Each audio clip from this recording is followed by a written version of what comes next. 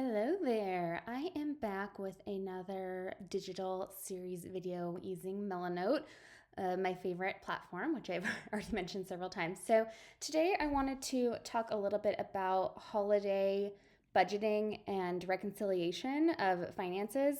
This can be applicable to anything. It doesn't necessarily need to be a holiday. It could be somebody's birthday or really any scenario where you want to capture the costs of something and then potentially reconcile if various people are contributing to the purchases and you want to make sure everyone's paying an equal amount at the end of the day. So essentially, this is just my very simple budget tracker. And then what I will use to reconcile at the end of the day, I am the resident financial SME for my family. So I always do the reconciliations whenever we need to. So typically, my sister and I will always combine efforts with either my mom or my dad to buy gifts for each other. So, like for Mother's Day, for example, my sister and my dad and I would all work together. We don't really do individual gifts anymore. We just work as a team because it's just easier that way.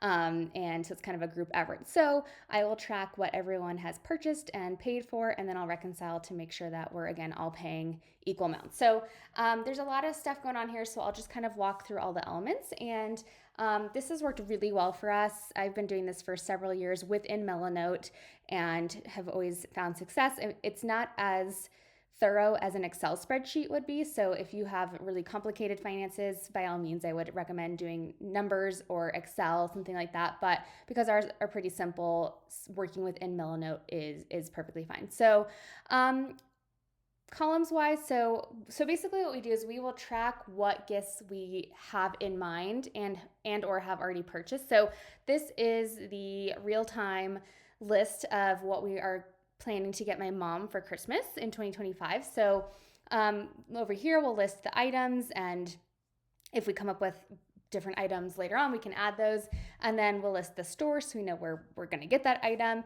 and then the owner is going to be who's going to be responsible for purchasing it. So typically we'll come up with our full list and say, like, I'm going to buy the first four, my sister's going to buy the next three, maybe my dad's off to buy something.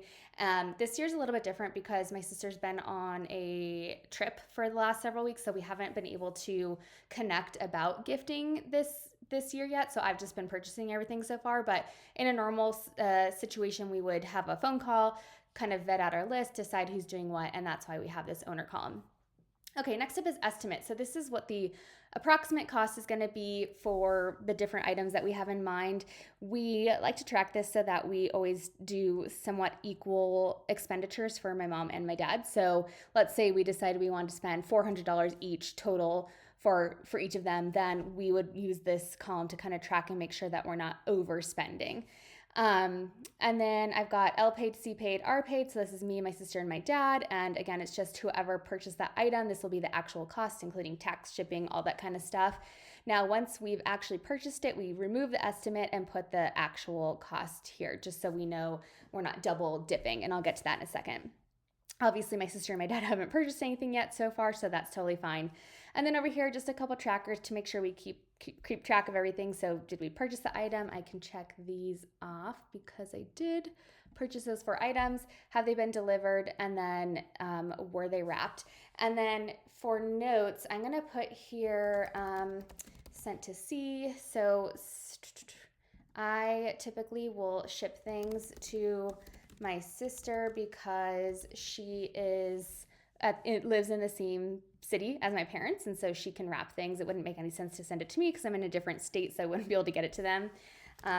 But if it was, sometimes I will send things to myself, like if it was something small or whatever that I can wrap and bring. So I just like to clarify where they're going so we can track and make sure they were delivered and such.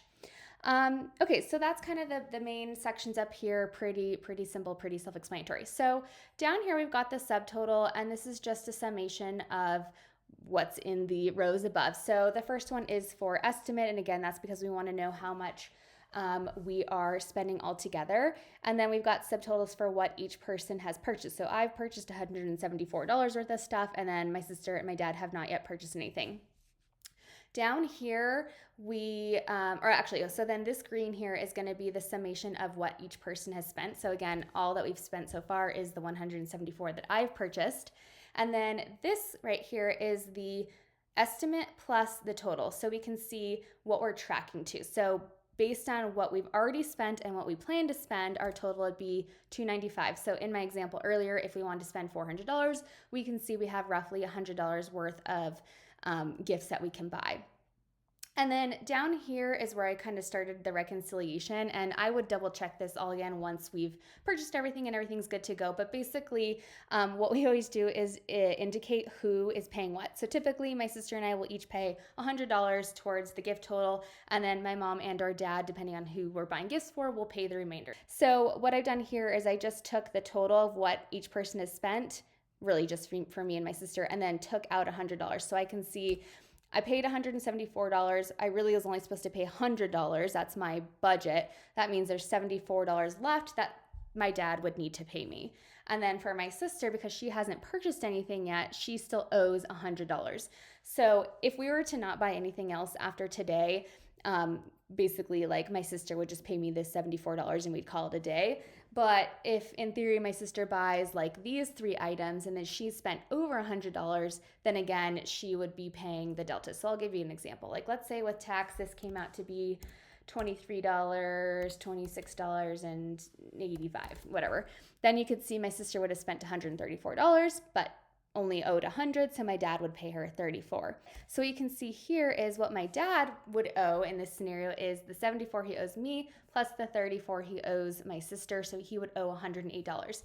Now, if he had paid for something, let's say it was $150 for X item, then you can see his total jumps up to $258 because he'd be paying $150 that he already paid plus the $74 and $34 that he owes my sister and me. Okay, so what you can see here is going to be our grand total. So this is going to be what I paid minus what my dad owes me, so basically $100. What my sister paid minus what my dad owes her, so $100. And then what he paid, which includes the deltas that he owes us, if that makes sense. So basically, you can see our total would be $458 in this scenario. And then I always do a checks and balances. So here you can see what we've all each individually paid, regardless of reconciliation, and that should equal the same amount as this. If these were different numbers, then there's something wrong with our calculations. So I'm gonna clear these out because those are just kind of speculative numbers. So anyway, that is basically what we do here. Down here, I've got a couple of the ideas saved. So I guess I should mention this. So we had identified, or I identified this top section here. So I purchased all these items. Those are good to go.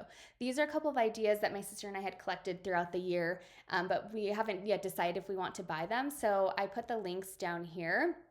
And I just opened each of the links to see how much they would cost. So again, approximate cost, this is not including tax and shipping. So of course it would probably be a little bit higher in reality, but it gives us a general sense. And we don't need to be exactly specific with our budget, again, because my dad will pay whatever the delta is. If I was trying to meet a very specific budget, as in I cannot spend any more than $100, period, end of story, then I would absolutely include tax and shipping in here. So I had a real finite estimate of what I was going to be spending, and then I can kind of move things around from there. So yeah, I guess this is about it. I've shared this with my sister, so you can see both of us have access here, and she can go in and add things. Like if she were to come up with a different idea, she can just pop it in here. If she were to purchase one of these things, she can update as needed. Once things get delivered, she can update that. So you kind of get the idea. It's just a place where we can both go in here and see where we are, and we can add new ideas down here, new links and things like that. And then what I'll do is probably like early January, after we purchased everything and all is said and done, then I'll come in here and just make sure everyone's expenditures have been captured, and then I'll reconcile and just tell my dad, like, hey, you owe me, $100 and whatever dollars, and hey, you owe Courtney $85, whatever it might be, and then he will send us checks and we will call it a day. So yeah, that is my recommendation for how to do some simple budgeting and reconciliation for holidays, birthdays, events, things like that. I hope you found this useful, and thank you so much for watching, and I hope you have a great day.